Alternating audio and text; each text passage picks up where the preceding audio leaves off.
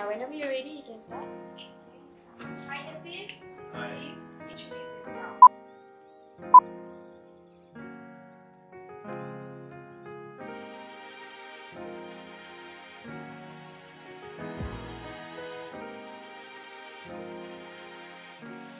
Hi everyone, my name is Justin. I'm currently an undergraduate at SIT. I'm studying occupational therapy.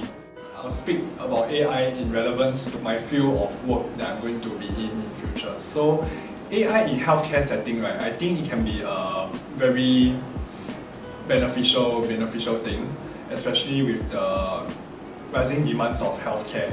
So especially with the aging population and everything. So in order to speed up certain healthcare processes, I believe this is where AI can come into play. For example, probably, especially I believe that, for example, if hospitals are short-handed or maybe clinics are facing like some issues with time management and staff management, I think this is where AI can come into play.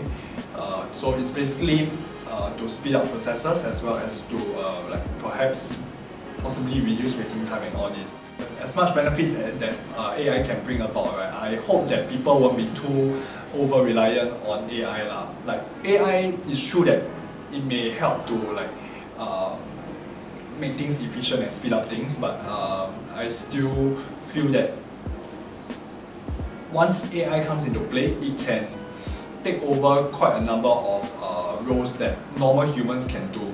So, and I think from my own perspective lah, healthcare settings we still require that little human touch. So if we were to totally displace this human touch, right, then everything like AI control, right, or majority AI, right, then I think there won't be the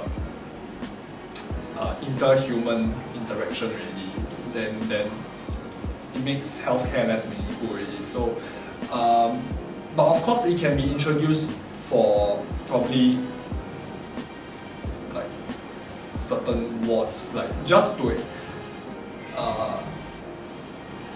alleviate healthcare professionals' jobs, like in the sense that AI is introduced to them to relieve their stress. I still think that in terms of the healthcare aspect, right, we shouldn't introduce AI too quickly. Should probably take about like over the next decade or slightly longer, slowly, like one step at a time. So yeah, that's how I feel about AI. I think some examples that where AI can come into play, right, is like, for example, like you have the patient's records, and then we have to like arrange for activities and plan his like, let's say, therapy schedules. Then I think all these, like, instead of keep on referring to like the computer and everything, perhaps there can be a voice that dictates and read aloud to the, whether is it doctors or nurses or even healthcare professionals.